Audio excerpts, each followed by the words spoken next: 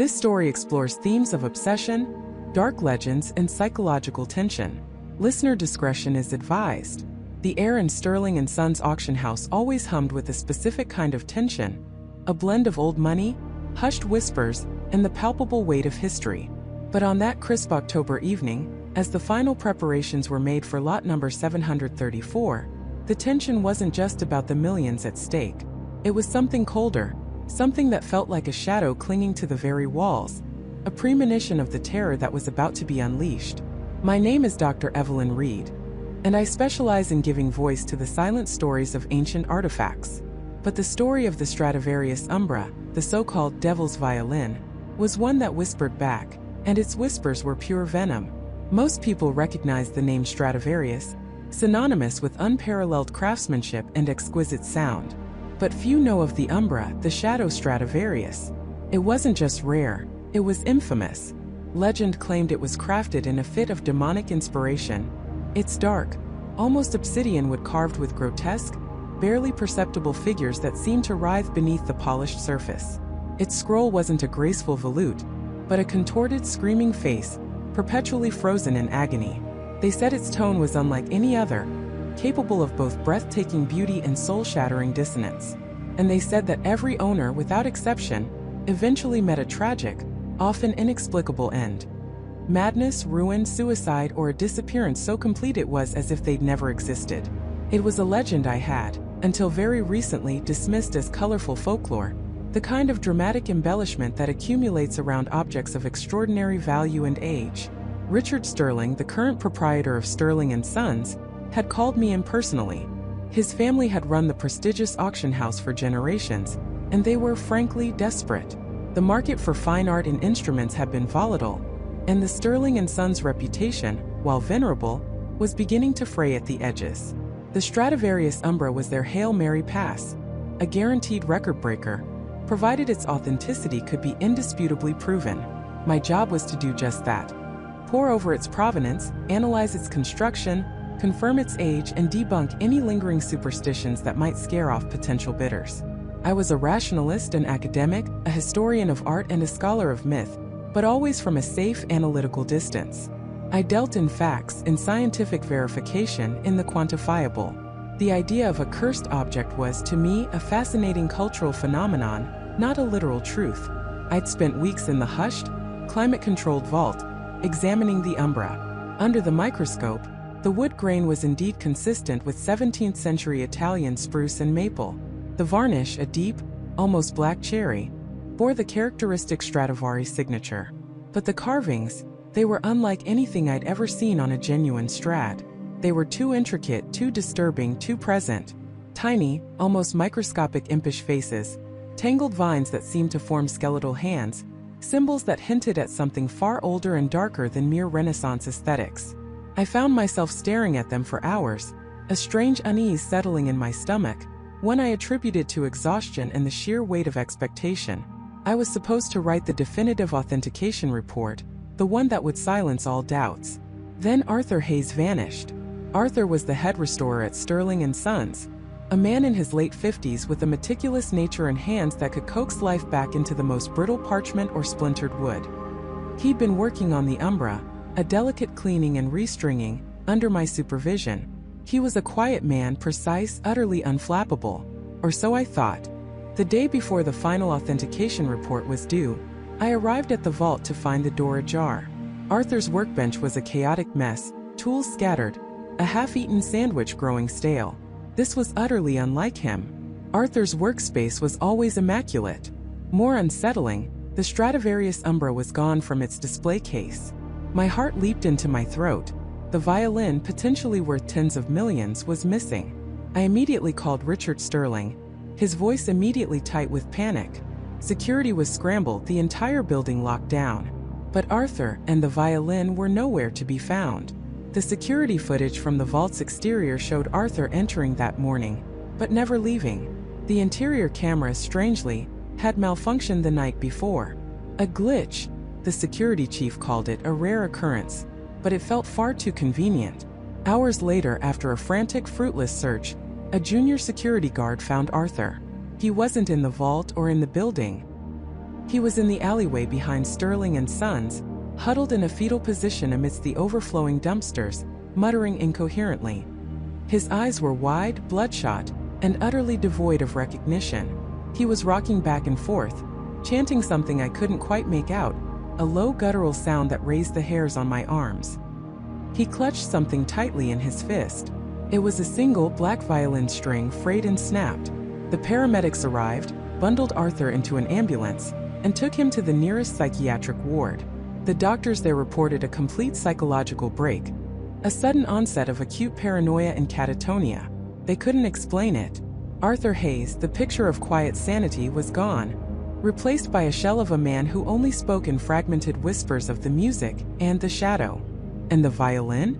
It was found back in its display case in the vault, pristine, untouched, as if it had never left. The black violin string Arthur clutched was identical to the one currently on the Umbra's E string. It was as if he'd torn it off in a fit of terror, but the violin itself was perfectly strung. Richard Sterling, pale and visibly shaken, tried to chalk it up to stress, to Arthur's age, to anything but the truth that was beginning to prickle at the back of my mind. He insisted the auction must go on. The stakes were too high. But as I stood there, looking at the silent, dark instrument, its grotesque carving seeming to watch me, I knew one thing with chilling certainty. The Stradivarius Umbra was not just an artifact. It was a catalyst. And Arthur Hayes was just the first note in a symphony of madness it was about to unleash. The sterile blue and red lights of emergency vehicles painted the elegant auction house foyer in a macabre glow. Sirens wailed, a mournful symphony echoing the horror that had just unfolded. The air, once thick with the scent of aged wood and anticipation, now reeked of disinfectant and the metallic tang of fear. Chaos reigned. Uniformed officers swarmed, their serious faces grim as they cordoned off the viewing room. Paramedics worked with a frantic efficiency that did little to soothe the screaming silence left by Arthur Hayes' final guttural cry. I stood there, a phantom in the periphery, my mind a kaleidoscope of fragmented images.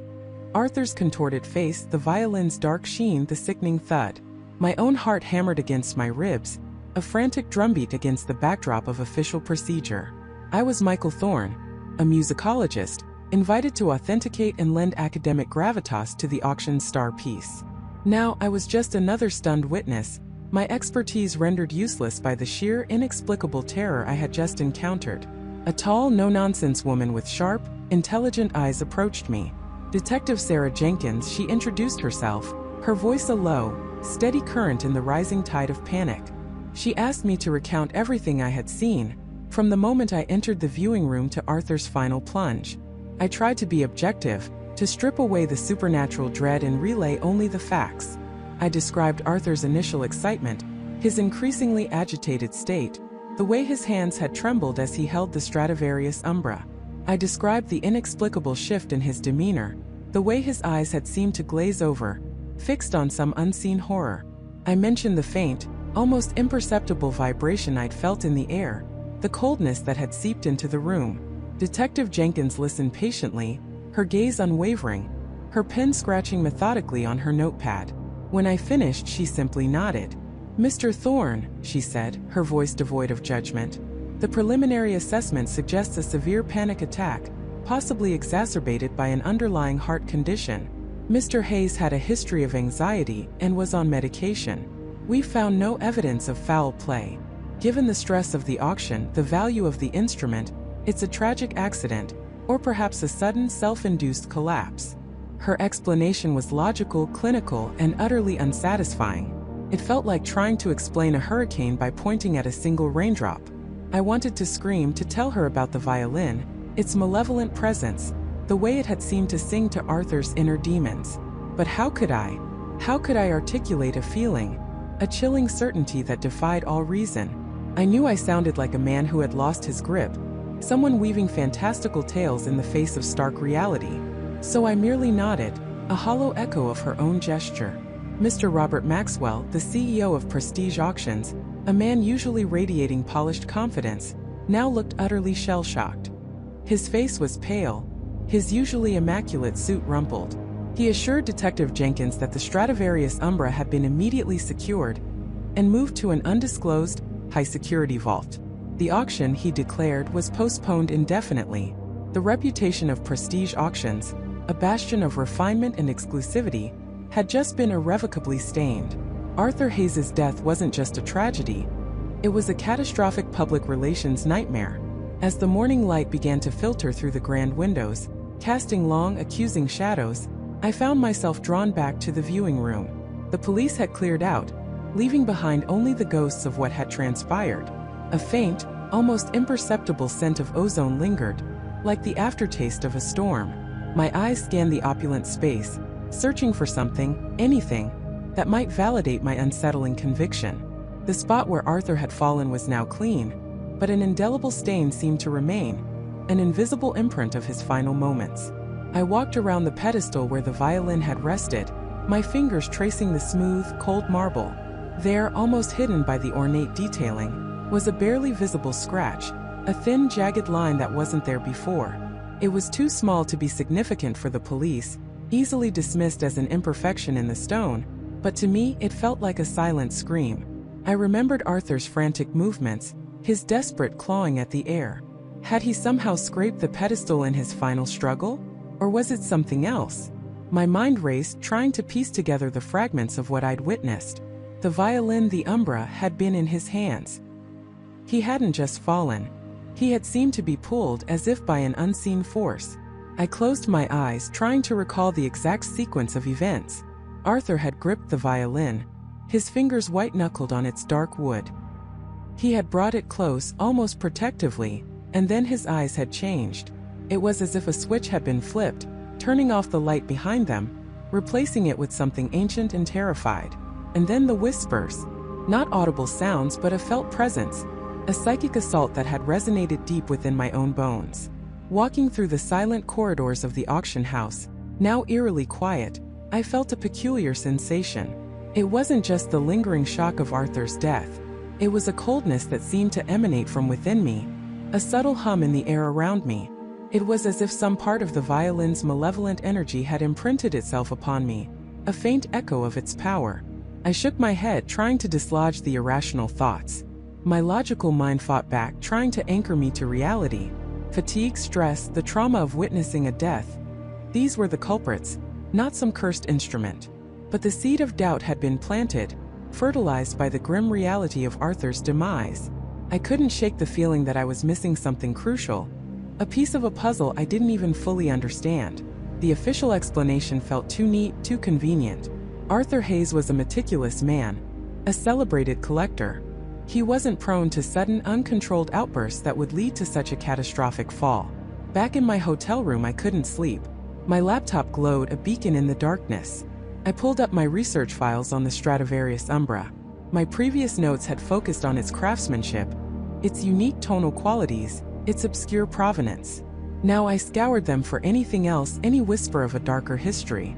The violin was indeed a rarity, its dark, almost black varnish giving it its ominous name. Umbra, shadow. It was rumored to have been crafted by Antonio Stradivari himself during a period of intense personal grief or perhaps even obsession, a departure from his usual golden-hued masterpieces. Legends, dismissed by serious musicologists as mere folklore, began to resurface in my mind. Whispers of previous owners who had met tragic ends, not always violent, but often marked by sudden, inexplicable downturns in fortune, sanity, or life itself.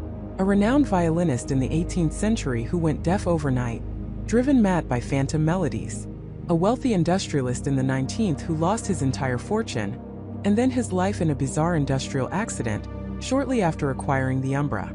A reclusive composer in the early 20th century who produced a single profoundly unsettling symphony before vanishing without a trace, leaving behind only the violin and a single cryptic note about the music that consumes. I had always considered these stories charming but unsubstantiated myths, the kind of romanticized darkness that clings to priceless artifacts. Now they felt less like myth and more like prophecy. Arthur Hayes's death wasn't just a tragic accident, it was a continuation, a new verse in a centuries-old horrifying ballad. A sudden sharp vibration from my phone startled me. It wasn't a call or a text. It was a notification from an obscure online forum I sometimes frequented, a niche community for historians and collectors of esoteric artifacts. The message was from an anonymous user, simply titled, "Umbra. My heart pounded. Clicked it open. The message was short, chillingly precise. The music has begun. You heard it. Don't let it play you. My blood ran cold. How could anyone know? How could anyone know what I had felt, what I had heard, what I had known in that viewing room? The message wasn't just a warning. It was an acknowledgement, a terrifying confirmation that I wasn't alone in my madness, or perhaps in my sanity. This wasn't just a police investigation anymore. It was something far older, far darker, and I was somehow inextricably caught in its grasp. The Stradivarius Umbra wasn't merely a violin. It was a key, and Arthur Hayes's death had just unlocked a door to a nightmare I was only beginning to comprehend. The air in my lungs felt like broken glass, each breath a painful reminder of the abyss that had just opened beneath my feet.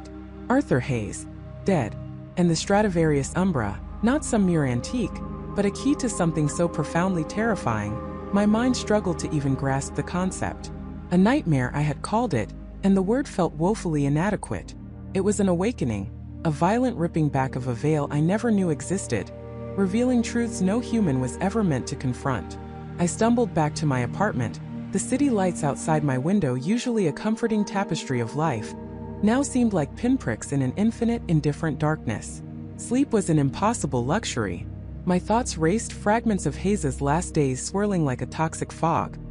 His agitation, the way he clutched that violin case, the knowing look in his eyes as he spoke of its power. He hadn't been an eccentric collector. He'd been a guardian, or perhaps a prisoner of its secret. The police investigation would focus on mundane motives: robbery, a disgruntled business partner, a random act of violence. But I knew better.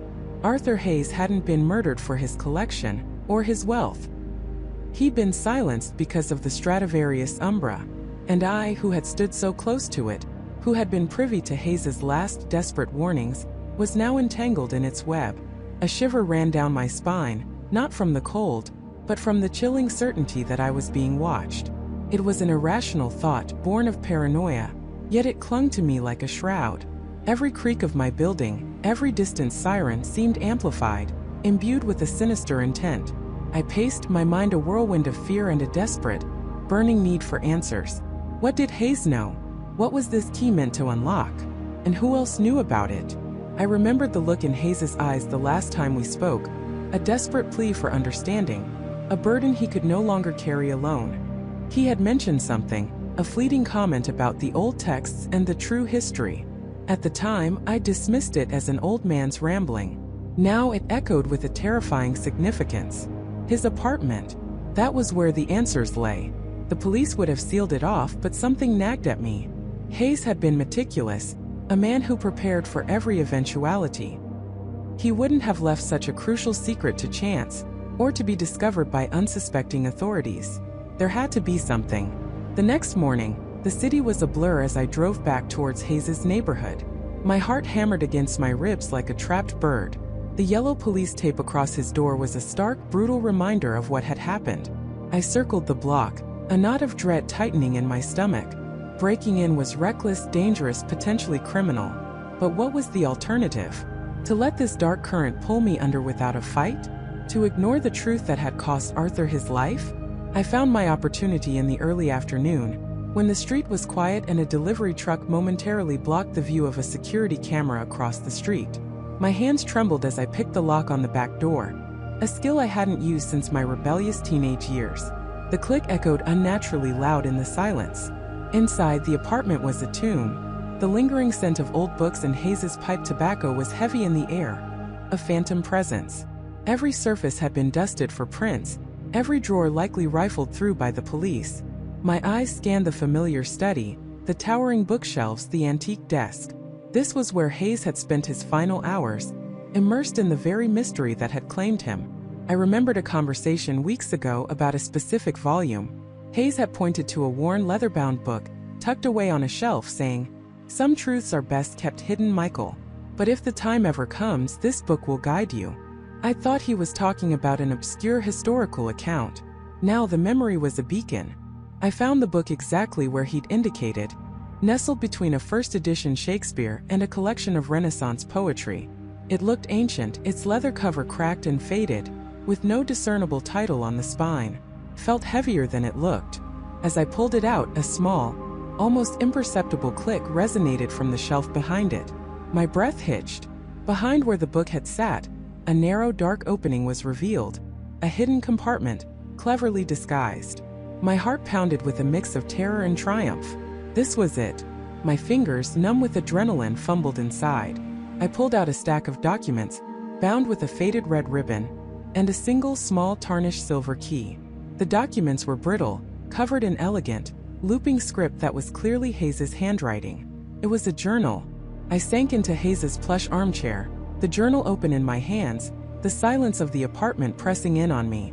The first entries were mundane observations about his life, his collecting.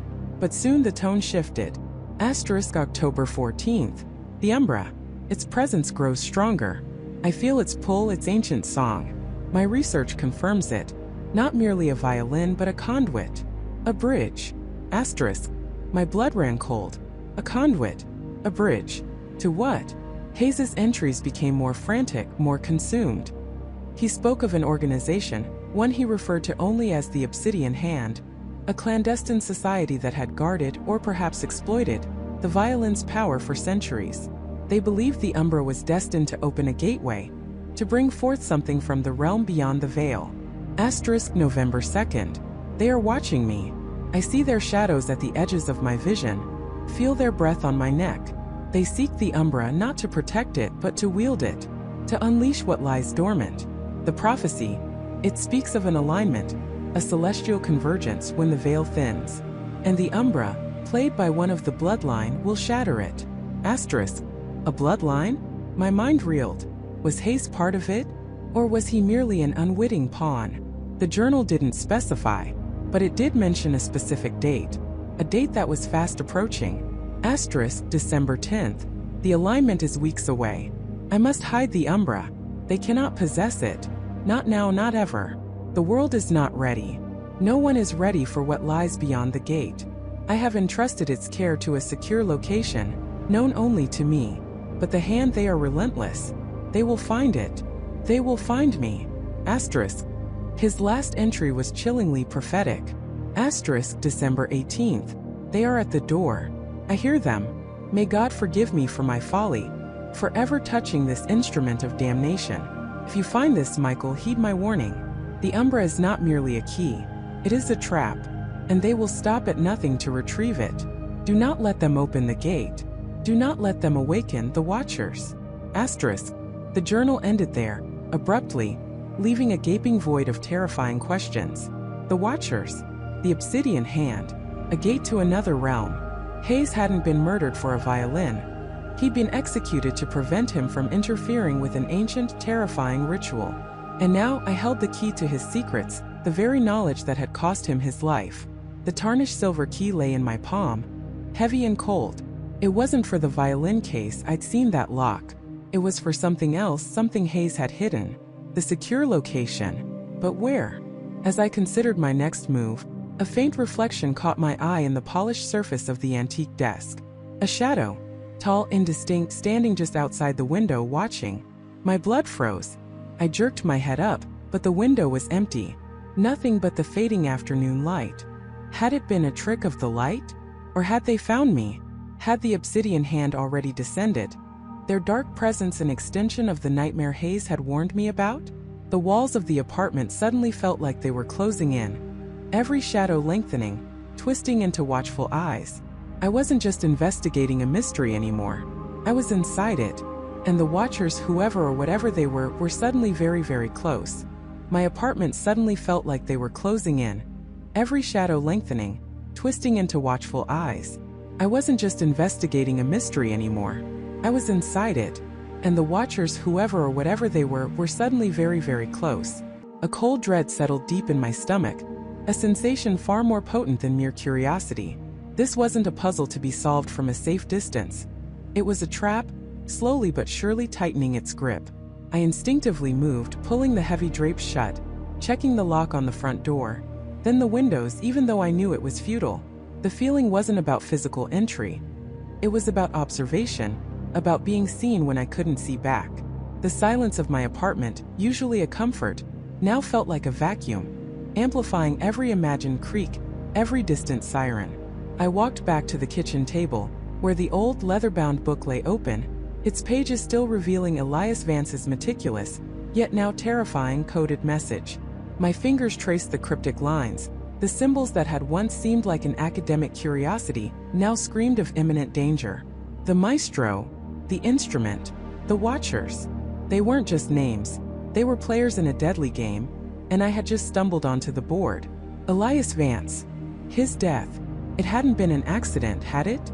The official report, the quiet funeral, the estate auction. All of it now seemed like a carefully constructed facade. Vance hadn't died of anything. He had died because of this. Because of the maestro, because of the instrument, and most certainly because of the watchers. A shiver ran down my spine. Had they been watching him too? Had they been watching him for months, years, waiting for the right moment? And now were they watching me? I picked up the book again, my mind racing. This wasn't just some historical text with a hidden message. This was a direct communication. A desperate warning from a man who knew his time was running out. Vance hadn't just possessed the information. He had been part of something that had ultimately consumed him. The violin, the centerpiece of the upcoming auction, was clearly more than just a rare antique. It was the instrument. But an instrument for what? For music? Or for something far more sinister? I thought back to my initial visit to Vance's apartment. The meticulous order, the faint scent of old paper and pipe tobacco. Nothing seemed out of place then. No sign of struggle, no frantic search. But now I saw it differently. The careful arrangement, the almost sterile cleanliness. It could have been a deliberate act, a staging. Or perhaps Vance himself had been so careful, so paranoid, that he'd left no trace of his struggle. I remembered a small detail, something I dismissed as an eccentricity at the time. Vance had a peculiar habit of leaving certain books open to specific pages, almost like bookmarks, but not for reading. One particular volume, a collection of obscure historical essays, had been opened to a page discussing ancient cartography, not something I'd expect from a man whose primary interest seemed to be classical music. I'd made a mental note of it but hadn't thought twice. Until now. What if the coded message, while offering a warning, also contained a hidden instruction? A key, perhaps, to finding something else, something Vance had hidden with even greater care? I flipped through the old book in my hands, the one containing the code. It was a first edition, beautifully bound, its pages brittle with age. I ran my fingers along the spine, feeling for any irregularities, checking for loose pages, hollow compartments. Nothing. It felt solid, perfectly preserved. But then an idea sparked.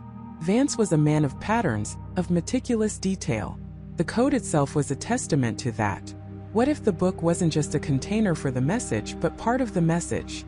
What if the physical object itself held another secret? I held the book up to the light, examining the intricate gold tooling on the cover, the worn edges of the leather. And then I noticed it. Not on the surface, but within the very structure of the book. One of the end papers, the decorative paper glued to the inside of the cover, seemed different. Slightly thicker, less pliable than the other. Almost imperceptibly, a faint line, a hair-thin seam, ran along the inner edge of the front end paper, near the spine. It was almost invisible, masked by the intricate pattern of the paper itself. My heart hammered against my ribs. This wasn't just wear and tear. This was deliberate. With trembling fingers, I gently probed the seam. It was sealed tight but not impenetrable. I found a loose corner, no bigger than a fingernail, and carefully, painstakingly, I began to peel it back. The old glue crackled softly, a sound that echoed unervingly loud in the silent apartment. Beneath the end paper, concealed within a shallow recess carved into the hardcover board, was a small folded piece of paper. It was not much larger than a postage stamp, made of thin, almost translucent parchment. I carefully extracted it, my breath held captive in my chest. This was it. This had to be it. Unfolding the tiny parchment, I saw not a complex code, but a series of precise handwritten notes. The handwriting was Vance's, unmistakable in its elegant loops and precise strokes.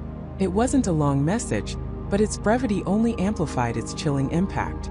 The first line was a sequence of numbers, clearly coordinates: 40.7128 degrees north, 74.0060 degrees west. New York City. My city, but a precise location within it. Below the coordinates, a single stark word: The archive. And then a warning scrawled with a heavier hand, almost as if Vance had pressed harder in his urgency. They know. Trust no one. The archive. What was it? A building? A repository? A secret society's hidden vault? The coordinates pointed to a very specific spot in Lower Manhattan, not far from the financial district, an area teeming with old historic buildings, many with hidden histories. The adrenaline coursed through me, a bitter cocktail of fear and exhilaration. Vance hadn't just left a warning, he'd left a trail. A breadcrumb leading directly into the heart of the mystery. The watchers, the maestro, the instrument. It all converged on the archive. The implications were staggering. Vance hadn't just been a victim. He had been an active participant, perhaps even a guardian of some secret, trying to pass it on. And now I was the recipient, the target. My mind raced through the possibilities. If I went to these coordinates, what would I find? Another clue? The answers to everything? Or a trap, meticulously laid by the very watchers Vance had warned me about? They know. Did they know about this hidden message? Did they know Vance had left it? And if so, why hadn't they found it? Or had they deliberately left it, a lure for whoever dared to follow? The thought sent a fresh wave of panic through me. I was being drawn deeper, completely out of my depth. This wasn't just about the auction anymore, or a valuable violin. It was about a hidden world, a network of secrets and power, and I was now firmly in its crosshairs. I looked at the coordinates again, then at the chilling warning. Trust no one. That included everyone.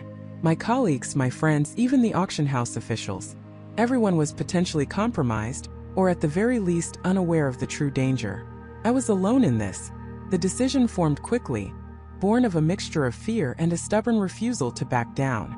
I couldn't ignore this. Vance had put his life on the line to leave these clues. To turn away now would be to betray his desperate plea. Besides, the mystery had consumed me. I had to know. I needed to know. I folded the small parchment carefully, tucking it into my wallet, deep inside a zippered compartment. The old book, now emptied of its last secret, seemed to settle, its purpose fulfilled. I closed it, placing it gently back on the table. The night outside my window had deepened, the city lights a distant blur. But the feeling of being watched hadn't dissipated. If anything, it had intensified. The watchers were out there, a silent, unseen presence.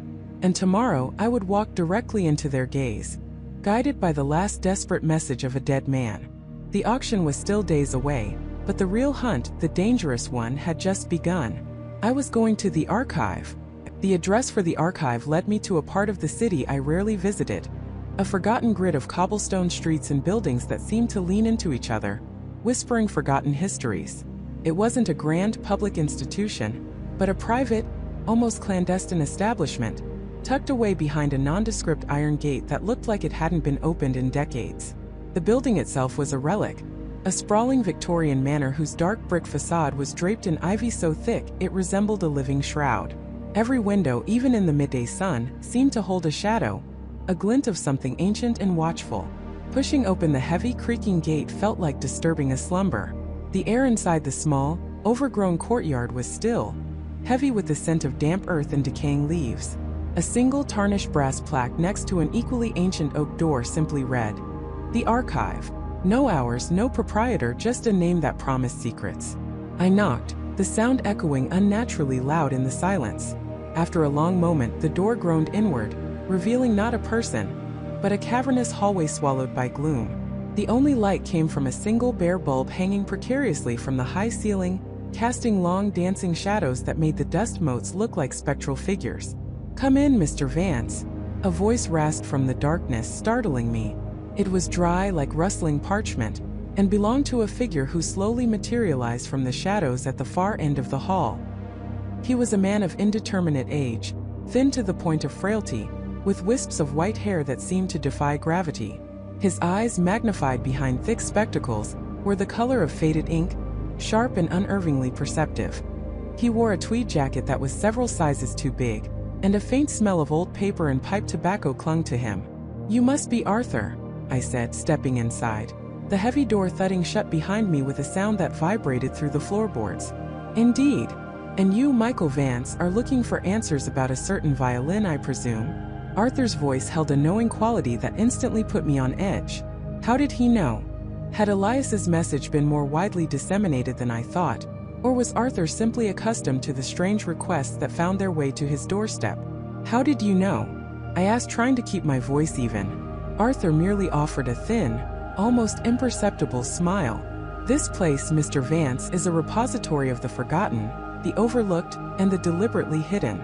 People don't come here seeking mundane truths.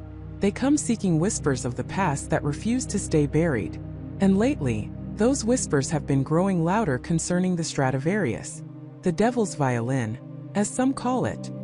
He turned, a slow, deliberate movement, and began shuffling deeper into the building. Follow me. We'll start in the uncategorized anomalies section. It's where all the truly interesting things end up. He led me through a labyrinth of narrow corridors, each lined floor to ceiling with towering shelves crammed with books, scrolls, leather-bound ledgers, and strange unlabeled boxes. The air grew heavier, thick with the scent of aging paper and something else, something metallic and faintly acrid, like old copper. Dust motes danced in the sparse beams of light filtering through grimy skylights high above, creating an ethereal, almost suffocating atmosphere. It felt less like an archive and more like the digestive system of some colossal slumbering beast. Finally, we arrived in a vast circular room. Unlike the corridors, this space was brightly lit by a series of powerful modern LED lamps, which seemed incongruous with the ancient surroundings. Here, the shelves were even taller, reaching dizzying heights, and instead of conventional books, they held an eclectic assortment of objects. Rusted instruments, faded photographs in ornate frames, sealed jars containing unidentifiable specimens, and countless binders overflowing with handwritten notes and brittle newspaper clippings. This was indeed the uncategorized anomalies section. So, Arthur said, gesturing sweepingly at the chaotic collection, what specifically are you looking for, Mr. Vance? The devil's violin is a legend, a myth. Many such legends pass through these halls. Do you have a more concrete entry point? Elias Thorne, I stated, remembering his final, desperate message. He mentioned the violin, and specifically, he said to look for anything related to a Thorne family. And he kept repeating the phrase, the true lineage. He seemed to imply the violin's history, its ownership, was somehow tied to a specific bloodline, and that something about that lineage was critical. Arthur's eyes, behind his thick lenses, seemed to narrow imperceptibly. He walked slowly along one of the circular walls, his gaze sweeping over the shelves. Thorne, he murmured, almost to himself, a name not entirely unfamiliar in these parts, though not one often associated with instruments of such infamy. He paused by a section filled with what looked like antique maps and genealogical charts. The true lineage, you say? That suggests a deliberate obfuscation, a hidden branch, or perhaps a family that vanished from public record. He pulled out a large leather-bound volume that looked more like a medieval tome than a modern ledger. Its cover was blank, save for a single tarnished silver clasp. He laid it gently on a heavy oak table in the center of the room. This is a compendium of lost houses, families whose fortunes or bloodlines mysteriously ended, or simply disappeared from the annals of polite society. Many of them, I've found, have connections to objects or events that defy easy explanation. Arthur began to leaf through the immense book, his long skeletal fingers turning the brittle pages with surprising dexterity. Each page was filled with elegant, faded calligraphy, detailing family crests, dates of birth and death, marriages, and sometimes cryptic notes about their demise or disappearance. The sheer volume of lost histories was staggering. Thorne, he muttered, his voice a low hum. Ah, here we are. He stopped on a page, his finger tracing a line of script. The Thorne family, established in the late 17th century, rose to prominence in the early 18th as merchants. Their wealth grew, their influence expanded. Then, quite abruptly, they faded. The last recorded male heir, a Silas Thorne, died without issue in 1842. The estate was liquidated, and their name, for all intents and purposes, ceased to be significant. Is there anything else? I pressed, leaning closer. Anything unusual? A specific event? A peculiar possession? Arthur's finger moved down the page, then stopped at a small, almost illegible note scribbled in the margin. This is curious. Silas Thorne died under peculiar circumstances. Rumors of a curse, family heirloom, a violin of unusual beauty and malevolence, disappeared from the estate after his death. never recovered. My breath hitched. A violin? The devil's violin. It doesn't specify, Arthur said, his voice quiet. But the description, unusual beauty and malevolence, certainly fits the legend. And the disappearance, it aligns with the story that the violin merely surfaces periodically, rather than being openly owned. He looked up at me, his ink-colored eyes holding a new intensity. But there's something else here, something even more intriguing than the typical tale of a cursed object. He pointed to a section beneath Silas Thorne's entry, a small paragraph that had been almost erased, as if someone had tried to scrub it from the record, but the faint indentations of the pen remained. It speaks of a hidden branch, a child born out of wedlock to a distant cousin of Silas Thorne, a woman named Eleanor Thorne. This child, a girl named Sarah, was disowned, erased from the family records, her existence a scandal they sought to bury. She was sent away to a remote community, her name changed to Sarah Vance. My blood ran cold. Sarah Vance. My grandmother's name. Elias Thorne's dying words. The true lineage, echoed in my mind. My own family name, a secret branch of the Thorne family deliberately hidden. Couldn't be a coincidence. The pieces, disparate and terrifying, were beginning to click into place. Elias wasn't just warning me about a violin. He was telling me about my family, my heritage. Arthur continued, his voice barely a whisper. It says here, Sarah Vance, relocated to the coastal town of Havenwood, Massachusetts, circa 1860. Raised by a distant, impoverished relative. Her only possession of value, a small, intricately carved wooden box, said to contain an old family secret. Havenwood, my hometown, the very place my grandmother had lived, and where she had given me the key that had led me to Elias, the intricately carved wooden box. It had to be the one my grandmother had mentioned, the one she said was too dangerous to open. Arthur, I said, my voice hoarse, what more does it say about this box? Or about Havenwood? He shook his head slowly. That's all the compendium offers. The trail for Sarah Vance ends there. But the mention of Havenwood is significant. The Thorne family, before their decline, owned considerable land and property there. It was a primary port for their mercantile operations. And there's a legend, Mr. Vance, a local myth from Havenwood, that predates even the Thorne family's arrival. A legend of a hidden vault, beneath the oldest part of the town, built by the original settlers to safeguard something they believed too powerful, too dangerous, to ever see the light of day. Something they called, the Heart of the Shadow. The Heart of the Shadow. The words felt ancient, heavy with a forgotten power. My grandmother's box, my lineage, Elias's desperate warning, the devil's violin, and now this hidden vault in my own hometown. It was all converging, weaving a tapestry far more intricate and sinister than I could have ever imagined. The auction was no longer just about a rare instrument. It was about something buried deep beneath the earth, something tied to my family's hidden past, and a secret that had been guarded, and perhaps hunted for centuries. The true lineage. My lineage. And I was now standing at the very precipice of uncovering it all. The carved box, my grandmother's warning, and this newfound link to Havenwood, they all pointed to one terrifying conclusion. The key Elias had given me wasn't just for a lock, it was for a door that led to the heart of the shadow itself. The carved box, my grandmother's warning, and this newfound link to Havenwood, they all pointed to one terrifying conclusion.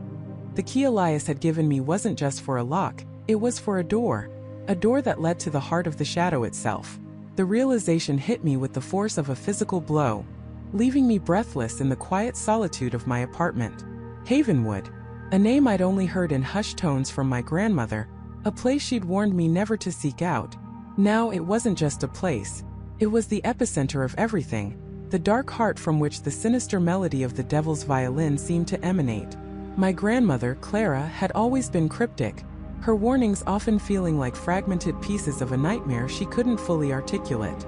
But now, with Elias's key in my hand and the ominous weight of the carved box on my desk, her words echoed with a chilling clarity. Some doors, David, she'd once whispered, her eyes wide with an unspoken fear, are better left sealed, no matter the treasure they promise. But I was already past the point of turning back. The auction for the violin was looming, a mere 2 weeks away, and if my instincts were correct, Havenwood held the key to understanding its true nature, and perhaps to stopping whatever malevolent force it was destined to unleash. I had to know. I had to understand what the heart of the shadow truly meant, and why a simple-looking key, crafted from what felt like ancient iron, was its designated opener.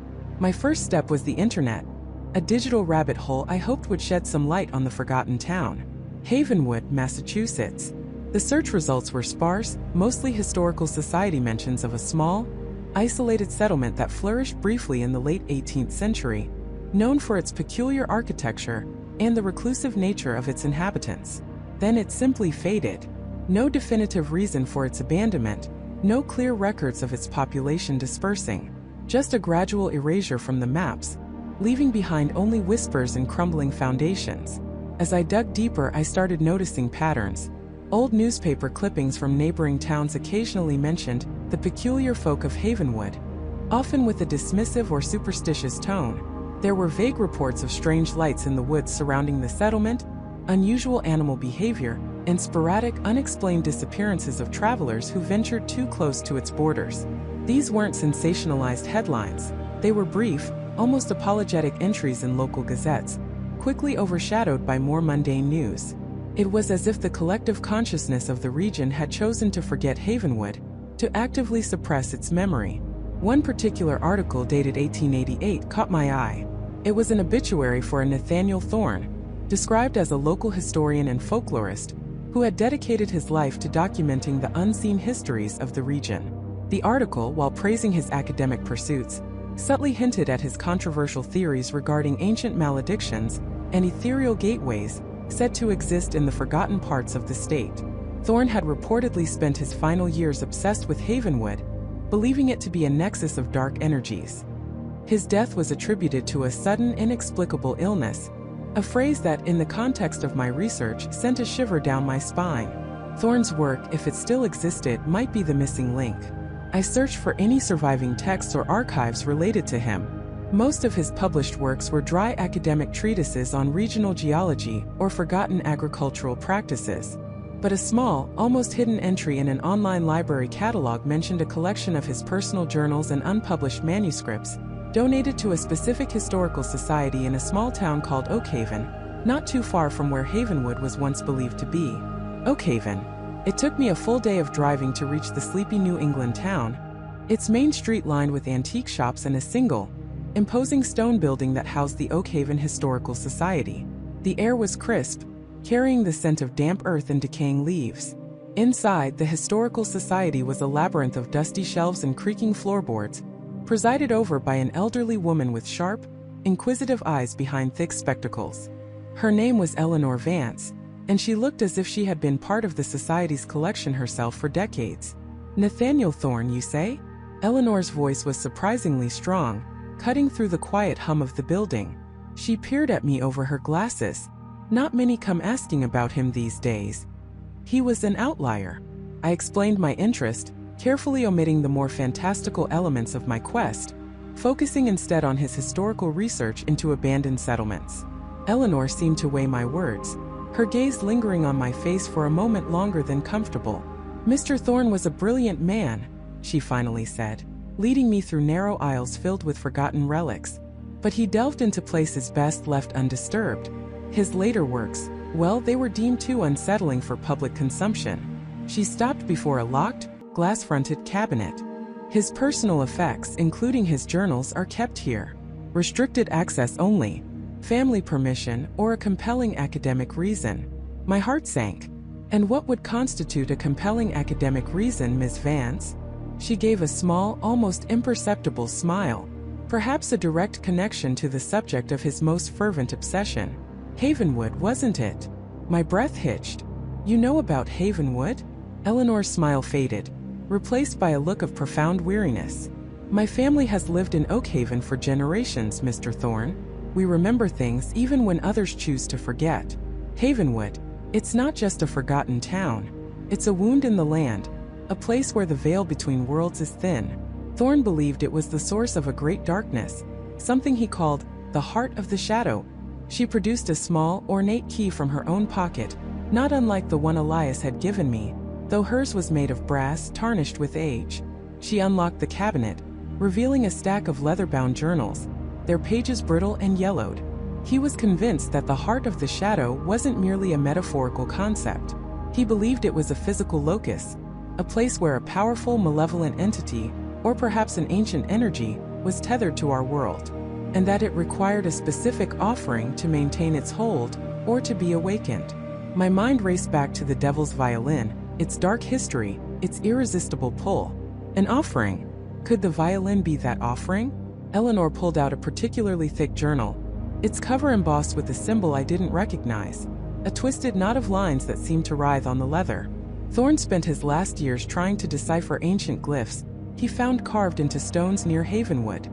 He believed they were warnings, instructions even, for how to interact with the heart of the shadow, or more accurately, how to contain it. She ran a finger over the symbol. He wrote extensively about a specific ritual, a convergence of celestial events and a musical frequency that he believed was key to either unleashing or silencing the entity there. A musical frequency? I echoed, the violin now screaming in my thoughts. Yes, she confirmed, her voice barely a whisper. He spoke of a discordant harmony, a sound that could tear the fabric of reality itself, and he believed that sound was tied to an artifact, an instrument of immense power, crafted to bridge the gap between worlds. She looked directly at me, her eyes piercing. An instrument, Mr. Thorne, that he described as having the voice of the devil. The air in the quiet library grew heavy, thick with the weight of centuries of untold secrets. Eleanor's words were a direct confirmation of my deepest fears. The devil's violin was not just an instrument. It was a weapon, a key itself, capable of unlocking something terrible in Havenwood. Thorne also spoke of a guardian, Eleanor continued, her voice lower now, almost a conspiratorial whisper. A lineage tasked with protecting the heart of the shadow from those who would seek to exploit its power. They held the true keys, not just to the physical gates, but to the knowledge of its containment. A guardian. My grandmother, Clara, had been protecting something she called a sacred trust. Had she been part of this lineage? Was that why she had the carved box, and why she had given me the key, not as an invitation, but as a warning, a desperate plea for me to understand before it was too late? Eleanor slid the journal across the table towards me. I can't let you take this, but I can allow you to read it here under my supervision. Thorne's insights are dangerous, but perhaps in the right hands, they might also be our only hope. As I opened the journal, the brittle pages crackling under my touch, a single faded drawing caught my eye. It was a crude map, sketched with hurried lines, detailing the forgotten paths around Havenwood. And at its very center, marked with Thorne's peculiar symbol, was a small, almost insignificant X. Beside it, scrawled in faint, spidery handwriting, were two words, the cairn. My gaze flickered to the key in my pocket, then back to the map. The cairn. It wasn't just a random rock formation. It was a specific, marked location within Havenwood, and the key I held, the key Elias had given me, was meant to open something there. The heart of the shadow wasn't just a concept. It was a physical place, and I now had a map to it, and the very instrument of its unlocking. The auction was approaching fast, and I knew, with a certainty that chilled me to the bone, that my journey was far from over. It was only just beginning, and it led directly into the heart of the darkness.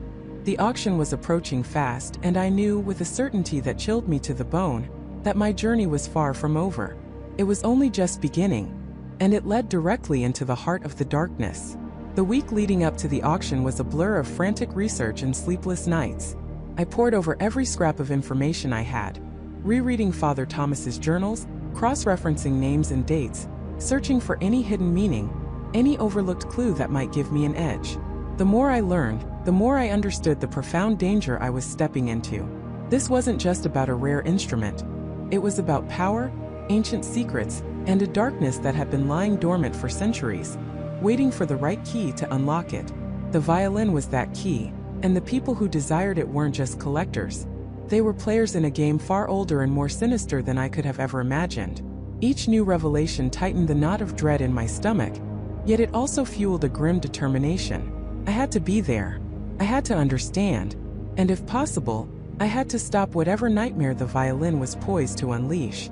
The auction itself was held in a discreet, heavily guarded private estate on the outskirts of the city.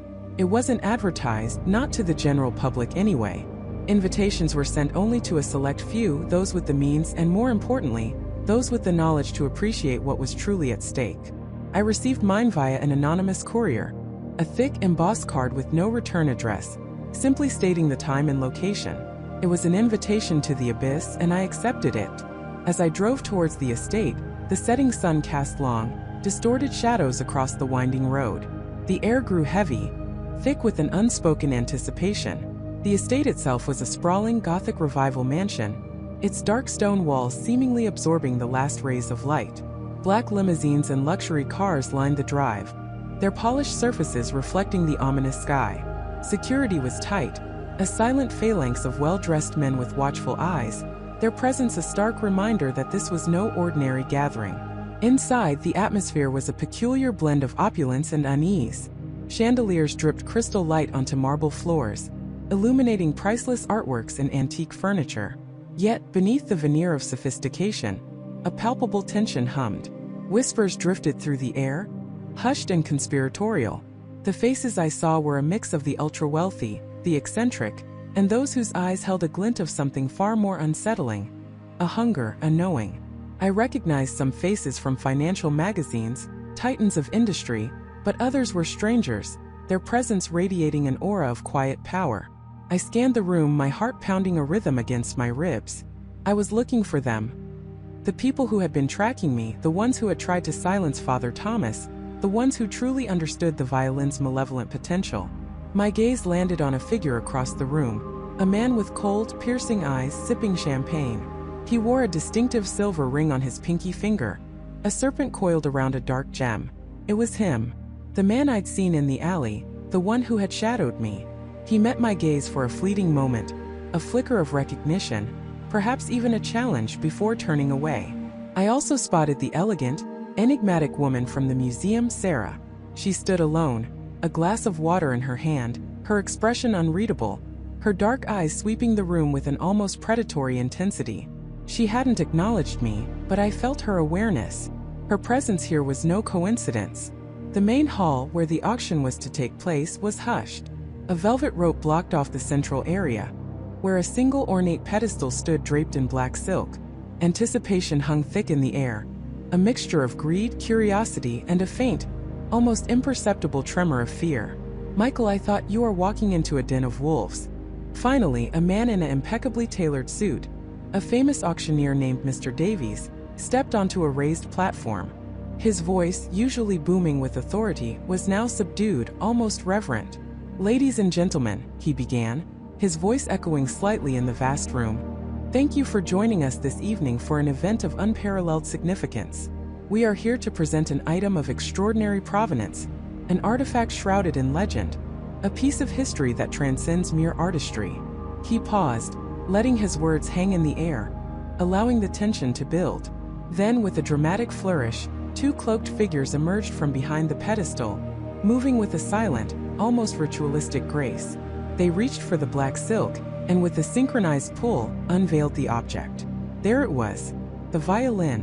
It wasn't just a violin. It was a dark jewel, shimmering under the focused spotlights.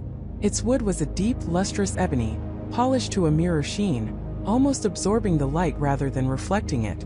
The scroll was carved with intricate, almost organic designs that seemed to writhe and intertwine, resembling ancient, forgotten symbols. The strings, glinting faintly, looked almost like spun moonlight against the instrument's dark body. It was breathtakingly beautiful, yet infused with an undeniable, chilling aura. A subtle hum, a vibration that seemed to resonate not in the air but in the very bones of the room, emanated from it. I could feel it, a cold tendril of power reaching out, a silent song threatening to awaken. It felt alive, ancient, and utterly malevolent. A collective gasp, hushed and reverent, rippled through the room. Some leaned forward, eyes wide with fascination, others recoiled slightly, as if sensing the danger it represented. I felt a surge of adrenaline, cold and sharp. This was it. The moment I had been dreading and anticipating. Mr. Davies's voice returned, lower now, almost a whisper. "We present to you tonight the Stradivari Celeste. Though its lineage is debated, its power is undeniable. Its last known owner, the esteemed Father Thomas, believed it to be a conduit, a key to unlock secrets best left undisturbed. We begin the bidding for this extraordinary instrument at $10 million. A ripple of murmurs, then silence. 10 million. It was a staggering sum, immediately weeding out all but the most serious contenders. For a moment no one spoke. Then a voice from the back of the room, calm and assured. 11 million. The bidding began, slow at first, then picking up a frenetic pace. 12 million, 15, 20. The numbers climbed with ruthless efficiency, each bid a declaration of intent, a display of raw power and unyielding desire. I watched, my heart hammering, as the bids shot past anything I could possibly counter. My initial plan had been to bid, to get close, to understand who my true adversaries were. But these sums were astronomical, far beyond my personal means, even with my modest savings and the hidden funds Father Thomas had alluded to. I saw the man with the serpent ring raise his paddle, his expression impassive. 35 million. Then Sarah, the mysterious woman, raised hers without a word, her gaze fixed on the violin. 40 million. Her voice was clear, unwavering. The bids continued to escalate, driven by an unseen force, fueled by a hunger I could almost taste. The numbers blurred, becoming abstract, meaningless in the face of the violin's potent allure. 50 million, 60, 70. It was a battle of titans, and I was merely an observer, a ghost in the machine. My initial hope of acquiring the violin, of somehow protecting it, evaporated with each rising bid. What could I possibly do against this kind of wealth, this kind of obsession?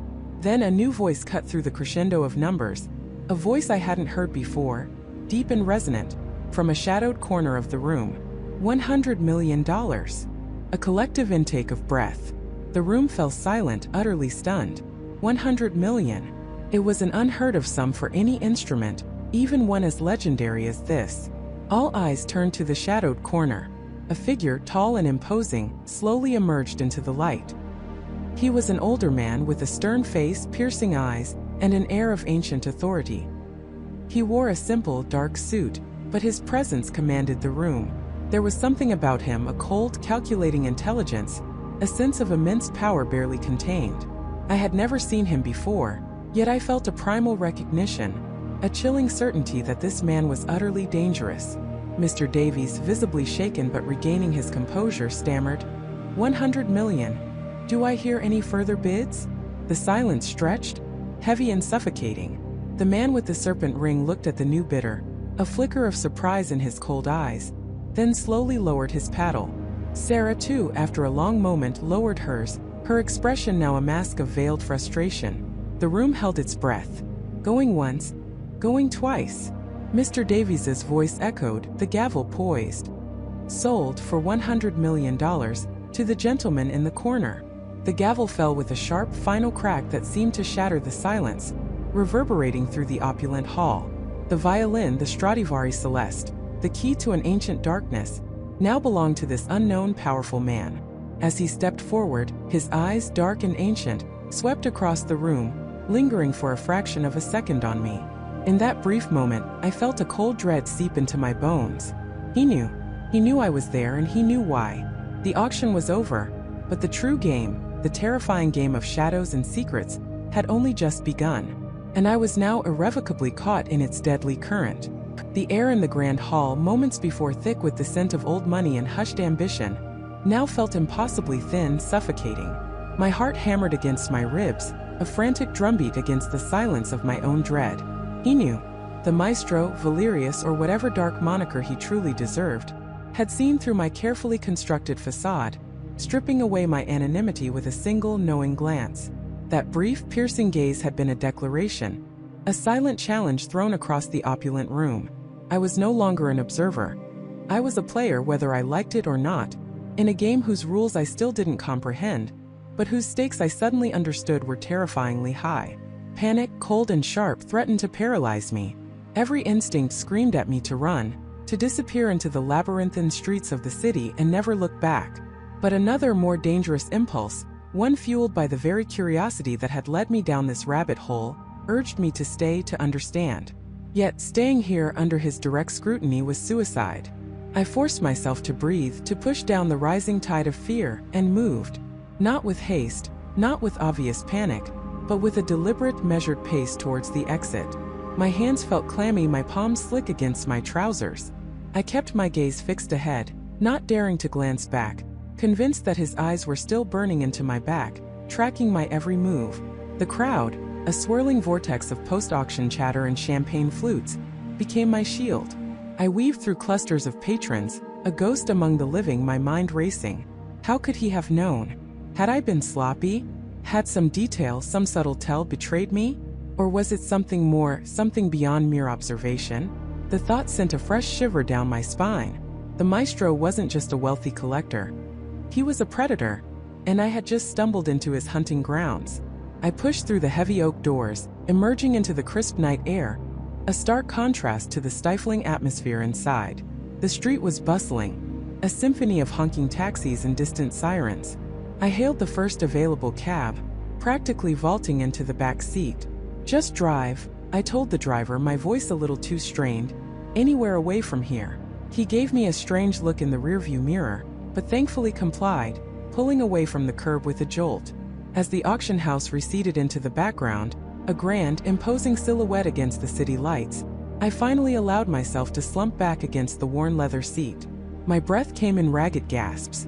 I was safe for now, but the feeling of relief was quickly overshadowed by a gnawing sense of unease.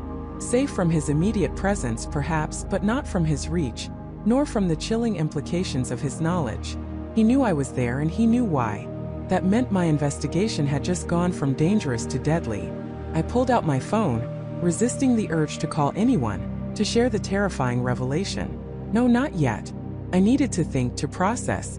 I opened the encrypted folder on my phone, scrolling through the accumulated research, the fragmented pieces of a puzzle I was desperate to solve. The legend of the devil's violin wasn't just a morbid curiosity anymore. It was a living, breathing threat. Its power, once dismissed as mere superstition, now felt tangible, a dark energy that had drawn the maestro to it, and in turn drawn me into his orbit. The violin, the Stradivarius. It wasn't just a beautiful instrument, a relic of unparalleled craftsmanship. It was a conduit, a vessel for something ancient and malevolent.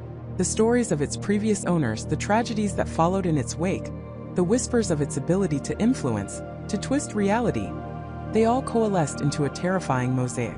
The maestro hadn't bought it for its historical value, or for the prestige of ownership. He had bought it because he understood its true nature, because he intended to use it. But for what? What could a violin, no matter how cursed, achieve in the modern world? Power? Influence? Control? My mind reeled, trying to connect the dots. The maestro, with his ancient eyes and unsettling aura, felt like a figure plucked from a forgotten age, a sorcerer in a tailored suit. And the violin, his new instrument, was not for playing music, but for orchestrating something far more sinister. My thoughts drifted back to the obscure texts I'd found, the forgotten treatises on arcane music, the coded messages within old composers' scores. There was a recurring motif, a specific sequence of notes, often referred to as the discordant symphony or the serpent's scale. It was said to be not a melody but a key to what precisely was always shrouded in metaphor and fear. Some texts hinted at its ability to awaken dormant energies, to manipulate the very fabric of perception, even to influence the will of others. It sounded like fantasy, like the stuff of Gothic novels, but staring into the maestro's eyes, feeling the cold weight of his understanding, I suddenly believed every terrifying word. He wasn't merely acquiring a cursed object. He was acquiring a weapon that operated not on physical force, but on something far more insidious. The mind, the spirit, the unseen forces that bind our reality. And if he knew I was investigating, if he knew I was aware of the violin's true nature, then I was no longer just a nosy journalist. I was an obstacle. The taxi pulled up to my apartment building, a nondescript brick structure that usually felt like a sanctuary. Tonight it felt like a trap, exposed and vulnerable. I paid the driver, trying to appear nonchalant, and hurried inside. The familiar comfort of my small apartment offered little solace. I locked the door, double-bolted it, and then stood in the middle of the living room, feeling the walls close in. I needed more information, and I needed it fast. My current research was extensive, but it was purely academic, historical. I needed to understand the application of this dark power, the maestro's personal history, his motivations. Who was he truly? Valerius was a name, a facade. What lay beneath? I remembered a dusty old book I'd found in a rare manuscript archive, a privately printed biography of a forgotten 18th century composer named Elias Thorne. Thorne was said to have been obsessed with the devil's violin, even rumored to have composed a piece specifically for it before his mysterious disappearance. Most of the book was a dry recounting of his life, but there were cryptic footnotes, references to a secret society, the harmonists of the obsidian chord, dedicated to understanding and terrifyingly wielding the power of resonant frequencies. I dismissed it as the ramblings of a paranoid scholar. Now it screamed at me as a potential lead. What if the maestro was connected to this society? What if they weren't just scholars but practitioners? I pulled out my laptop, my fingers flying across the keyboard. The adrenaline was still coursing through me, but it was now channeled into a desperate search. I typed in harmonists of the obsidian chord, Elias Thorne, arcane music societies. The internet, usually a vast ocean of information, felt suddenly barren, unwilling to yield its deepest secrets. Most results were academic papers debunking such groups as myth, or obscure forums discussing conspiracy theories. But then a flicker. An old digitized newspaper clipping from the late 19th century. A small article, buried deep in the archives, reporting on the disappearance of a prominent musicologist, Dr. Alastair Finch. He had been researching ancient musical traditions and their purported influence on human psyche. And tellingly, he had been found with a single cryptic note clutched in his hand. The maestro comprehends the dissonance. The maestro, the name echoed in my mind, a chilling connection across centuries. This wasn't just about a violin anymore. This was about a lineage, a hidden network, a dark tradition that had been operating in the shadows for centuries. And it all revolved around this terrifying instrument and the man who now possessed it. I felt a cold dread seep into my bones. He knew I was there, and he knew why. The auction was over, but the true game, the terrifying game of shadows and secrets, had only just begun. And I was now irrevocably caught in its deadly current. I had to find out more about Dr. Alastair Finch, about Elias Thorne, and about the harmonists of the obsidian chord. Because if the maestro was part of something larger, something ancient and powerful, then I wasn't just facing a single wealthy collector. I was facing an entire symphony of darkness, and I was just one discordant note in their grand, terrifying composition. The realization hit me like a dissonant chord, vibrating through my very bones. If the maestro was part of something larger, something ancient and powerful, then I wasn't just facing a single wealthy collector. I was facing an entire symphony of darkness, and I was just one discordant note in their grand, terrifying composition. My world already fractured, shattered into a million pieces. Everything I thought I knew, every assumption about the maestro, about the violin, about the very nature of reality crumbled. This wasn't about a stolen instrument anymore. This was about a secret history, a hidden agenda, and a power I couldn't even begin to comprehend. I spent the next few days in a haze, the city lights blurring around me, the sounds of traffic fading into a dull roar. Sleep was impossible. Every shadow seemed to hold a lurking menace, every distant siren a warning. I replayed every interaction, every cryptic word, every strange symbol I'd encountered since the moment I first saw that violin. The maestro's obsessive pursuit, the strange behavior of the other collectors at the auction, the eerie silence of his mansion, the symbols etched into the violin's case. They were not isolated incidents. They were pieces of a vast, terrifying mosaic. I knew I couldn't go to the police with this. Officer Miller, bless his pragmatic heart, would think I'd completely lost my mind. An ancient, powerful secret society? It sounded like something out of a pulp fiction novel, not a real-world investigation. I was on my own, adrift in a sea of unknowns, with only my gut instinct and a growing sense of dread to guide me. My first thought was the maestro's mansion. If he was a member of this symphony, then his home, his sanctuary, must hold more clues. But going back there felt like walking into a predator's den. I needed information that wasn't guarded by armed men or hidden behind layers of ancient ritual. I needed to understand what this organization was, what they wanted with the violin, and why it was so important they possess it. I remembered Dr. Chan, the historian who had provided the violin's provenance. He had a deep knowledge of obscure musical history, of forgotten legends and esoteric texts. He was my only hope of finding a crack in this impenetrable wall of secrecy. I found his number in my contacts and hesitated, my thumb hovering over the call button. What would I say? Dr. Chun, I believe the maestro is part of a shadowy cabal seeking to harness the power of a cursed violin for nefarious purposes. He'd probably hang up, but I had no other choice. When he answered, his voice was surprisingly calm, almost weary. Michael, I wasn't expecting to hear from you. Dr. Chen, I need your help. It's about the violin, about the maestro. There was a pause, a long drawn-out silence that stretched across the phone line. Then he spoke, his voice lower now, a hint of something I couldn't quite place, fear in its timbre. I had a feeling you would call. I've been disturbed since the auction. There were things I saw, things I heard that simply didn't add up. Hope flickered within me, a tiny flame in the darkness. You saw it too? The strange symbols? The way the other bidders acted? More than that, Michael. Much more. Before the auction, I delved deeper into the violin's history, beyond what I gave you for the provenance report. There were whispers, ancient texts that spoke of instruments crafted not for music, but for resonance, for unlocking something ancient and powerful. I dismissed them as folklore, but now you don't, I finished for him. Can we meet? Somewhere discreet. Dr. Chen agreed, suggesting a quiet, out-of-the-way cafe known for its strong coffee and sparse clientele. I arrived early, my nerves frayed, scanning every face, every reflection in the window. When he finally walked in, he looked older, his usually keen eyes clouded with worry. He carried a worn leather satchel, which he placed carefully on the table between us. Michael, he began, his voice barely a whisper. I believe you've stumbled into something far greater and far more dangerous than a simple theft. He opened his satchel and pulled out a stack of photocopied pages, brittle with age, covered in strange script and intricate illustrations. After the auction, after seeing the maestro's intensity and the almost ritualistic atmosphere in that room, I went back to my research. I remembered fragments of a legend, a society known only as the harmonists. They believe that certain frequencies, certain musical compositions, can manipulate reality itself. They claim to have existed for millennia, guiding humanity, often from the shadows, through the power of sound. My blood ran cold. The harmonists? And they want the violin. Not just any violin, Michael. That violin.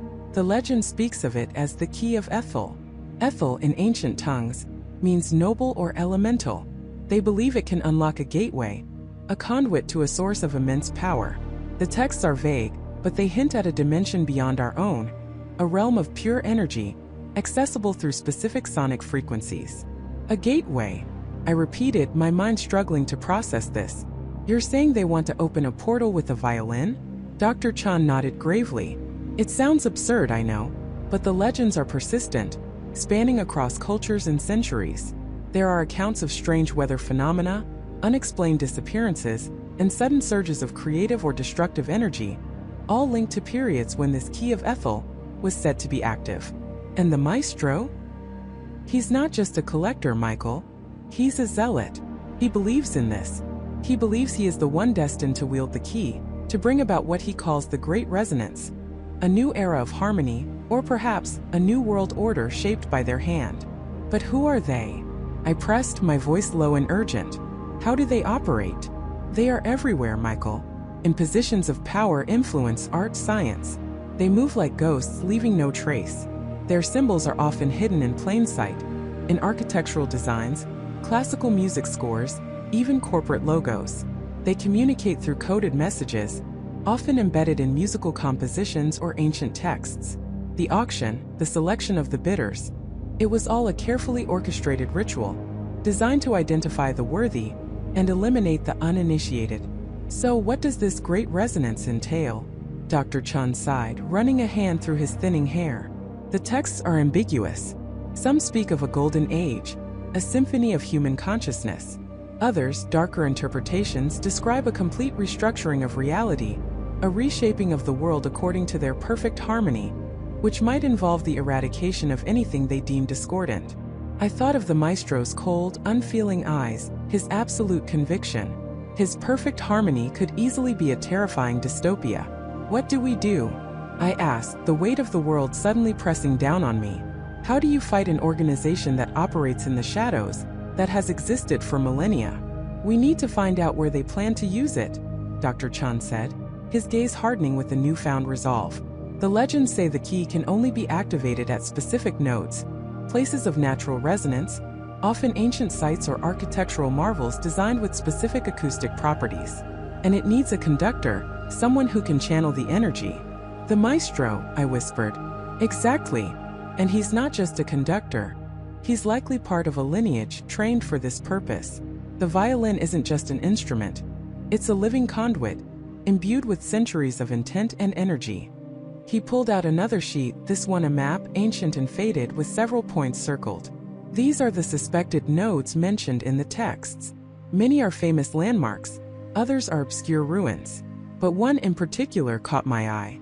It's an abandoned concert hall, just outside the city. It was built in the late 19th century by an eccentric architect known for his obsession with acoustic perfection and esoteric geometry. It was rumored to have been designed to resonate with specific cosmic frequencies. My mind raced. An abandoned concert hall. A perfect, secluded place for a ritual. It made chilling, terrifying sense. We need to get inside, I said, a dangerous determination hardening my voice. We need to find out what they're planning and when. Dr. Chun looked at me, a mixture of fear and admiration in his eyes. Michael, this is incredibly dangerous. These people, they do not tolerate interference. I know, I replied, the image of the maestro's chilling smile flashing in my mind. But I can't just stand by and let them unleash whatever this great resonance is. I have to try. And I need your help, Dr. Chun. Your knowledge is our only weapon. He considered for a long moment, then slowly nodded. Very well. But we must be cautious. Extremely cautious. We are venturing into territory far beyond our understanding. Their reach is vast, their methods subtle. We must assume we are being watched, that every move we make is anticipated. As we left the cafe, the city felt different. Not just a collection of buildings and streets, but a sprawling, intricate stage where an ancient, unseen drama was unfolding. The ordinary sounds of life, car horns, distant laughter, the rumble of a train, no longer seemed random. They were all part of a larger symphony, a composition I was only just beginning to hear, and it was playing a tune of profound, unsettling dread. We were going to that concert hall, and I knew with a certainty that chilled me to the bone, that we were walking directly into the lion's den. The symphony of darkness was about to perform its grand, terrifying crescendo, and I had a front row seat. The air inside the grand concert hall was thick with a palpable tension, a hush that wasn't anticipation, but something closer to dread. Or perhaps it was the calm before the storm. Every opulent detail, the gilded ceilings, the velvet seats, the hushed whispers of the well-dressed crowd, felt like a thin veneer over an abyss. Jessica clutched my arm, her knuckles white, her eyes darting around the packed auditorium. We were just two faces in a sea of hundreds, a mix of curious socialites, serious collectors, and something else, something harder to define, a glint in their eyes that was too zealous, too knowing. These were the true believers, the core of Elias Thorne's hidden congregation. A single spotlight illuminated the stage as a figure emerged from the wings. It wasn't Eleanor Vance, as I had half expected. This man was tall, impeccably dressed in a dark suit, with silver hair slicked back and an unerringly calm demeanor. His eyes, even from a distance, seemed to bore into the very essence of the room. This had to be Elias Thorne. He didn't speak immediately, simply stood there, letting the silence swell, letting his presence fill the vast space.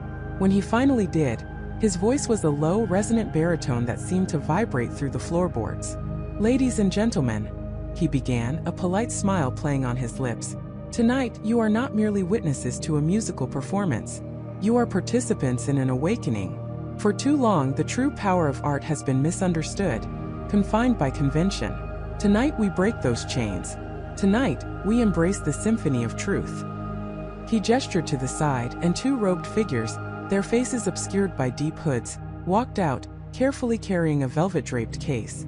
My heart hammered against my ribs. There it was, the violin, the devil's violin. They placed it on a pedestal center stage, then retreated into the shadows.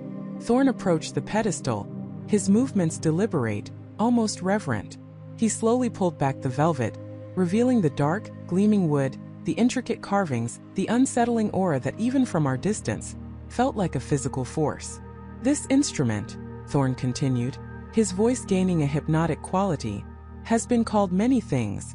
Cursed, Damned, but I tell you it is merely misunderstood.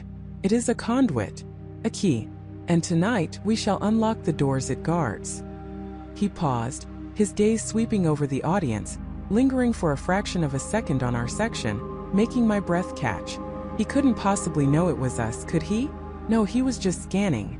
Or was he? Thorn then picked up the violin, holding it with an intimacy that made my skin crawl. He took the bow, his fingers surprisingly nimble for a man of his apparent age. The hall held its breath. The first note wasn't a note at all, but a low guttural hum that seemed to emanate from the very air, not just the instrument. It was a sound that bypassed the ears and went straight to the gut, a deep resonant vibration that made my teeth ache. Then came the music. It wasn't a melody in any traditional sense. It was a tapestry of sound, at once beautiful and grotesque, soaring and plunging. It twisted familiar harmonies into dissonant nightmares, then resolved them into something achingly sweet, only to shatter them again. It wasn't just heard, it was felt. It clawed at the edges of my mind, probing, testing. I could feel a cold dread creeping up my spine, a sense of unease that was rapidly escalating into outright terror.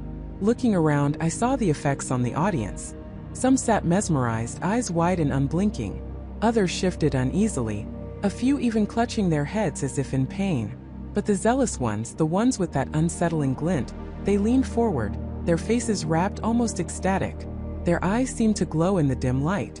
Jessica gasped beside me, a small choked sound. "Michael," she whispered, her voice trembling. I can feel it. It's pulling at something inside me. Something dark." Felt it too.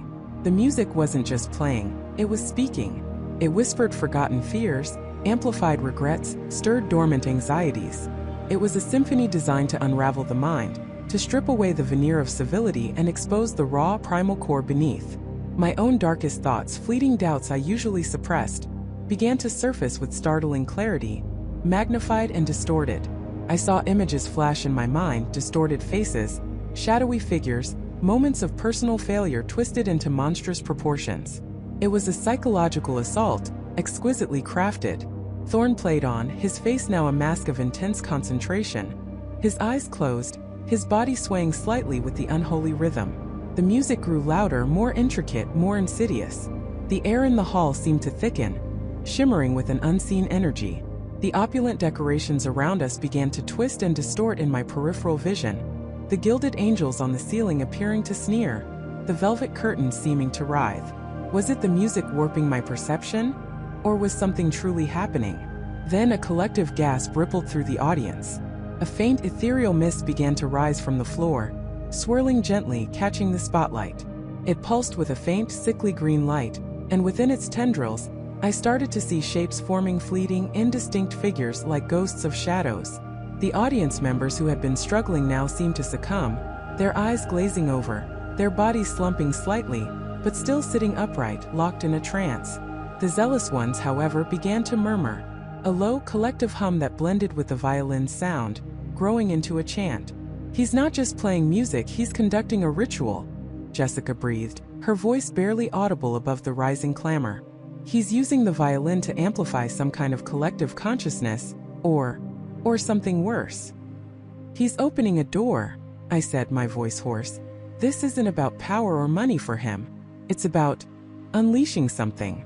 The images in my mind became more vivid, more terrifying. I saw myself failing, losing everything, alone in a world consumed by shadow.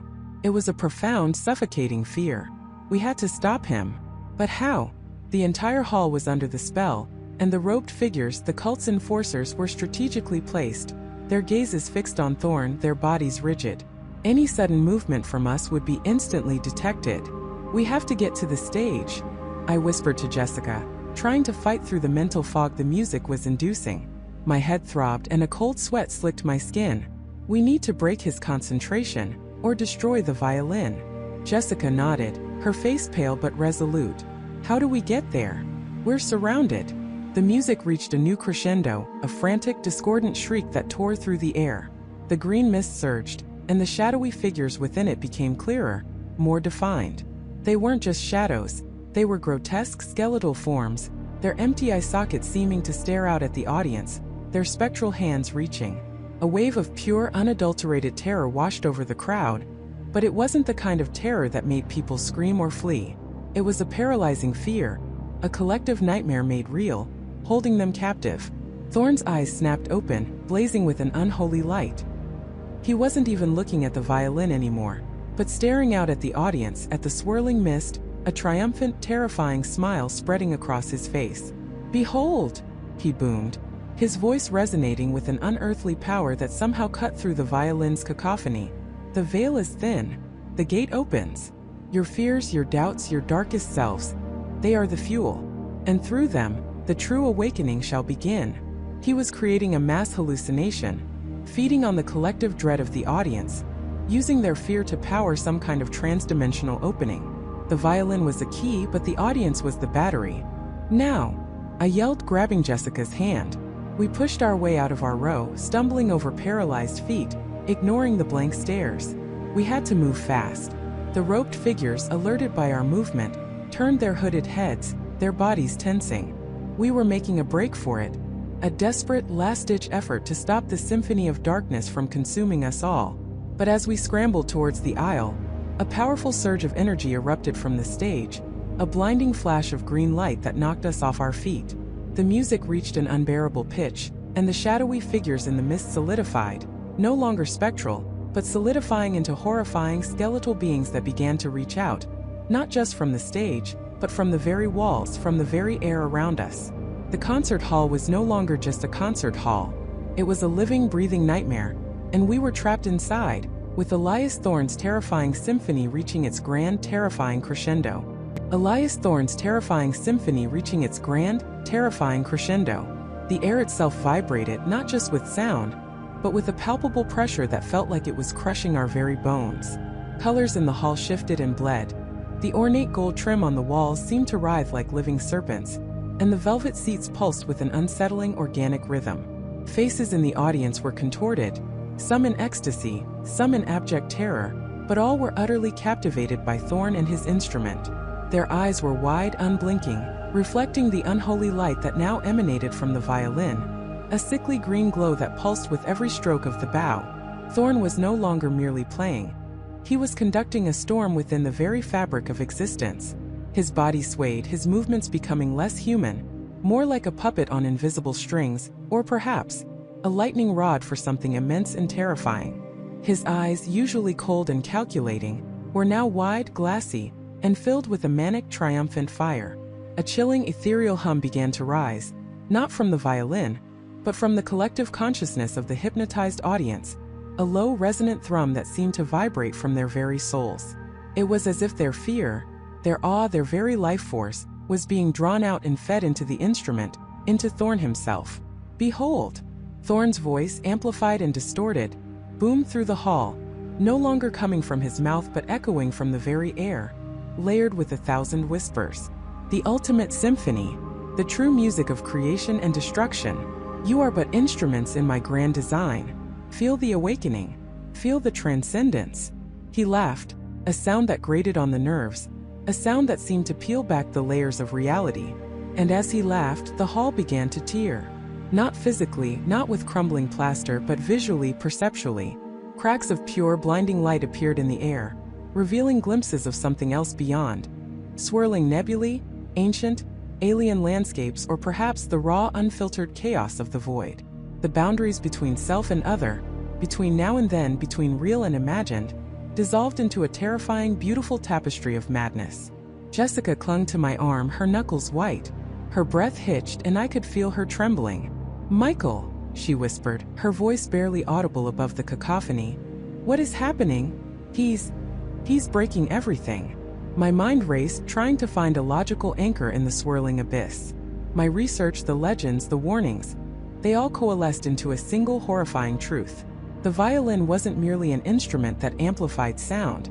It amplified intent. It didn't just play music, it played souls.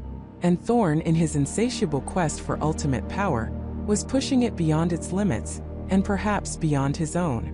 I remembered a forgotten footnote, a single obscure line from an ancient text I dismissed as poetic embellishment. Asterisk, he who seeks to master the devil's strings must be pure of heart, or utterly consumed by the darkness he wields. For the instrument amplifies not only sound, but the player's own soul, and any internal discord, any tremor of doubt or ego, shall turn its boundless power upon the source asterisk. Thorn wasn't pure of heart. He was a vessel of ambition, ego, and a profound twisted darkness. And as I watched him, a flicker of something new appeared in his eyes, amidst the triumph. A momentary strain, a fleeting expression of surprise, almost fear. He was trying to dominate the violin, to force it to his will, but the violin, or the power it channeled, was now fighting back. It was consuming him. He wasn't merely playing it. He was becoming part of its terrible, destructive song. The green light from the violin intensified, becoming almost unbearable, and Thorn's form began to shimmer, his outlines blurring. He was no longer just Elias Thorn the man. He was a conduit, a living, breathing extension of the instrument, of the raw, untamed force he had unleashed. But that flicker of strain, that tiny moment of internal dissonance, was growing.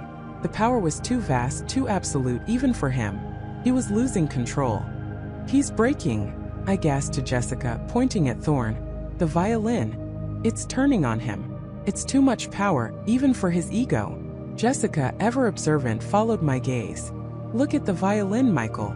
It's not just glowing. It's tearing itself apart." Indeed, the magnificent, ancient wood of the violin, once so perfectly crafted, now seemed to vibrate with such intensity that tiny cracks of light spiderwebbed across its surface.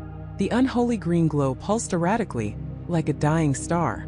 Thorn's final, most terrifying crescendo was meant to be his apotheosis, but it was becoming his immolation. The music, which had been a symphony of chaos, now began to fracture, discordant notes shrieking through the air, warring with each other, creating a painful, deafening shriek that was no longer music, but pure, agonizing noise. The audience, still trapped in their trance, began to convulse. Some clutched their heads, others twitched uncontrollably, their faces morphing from awe to agony.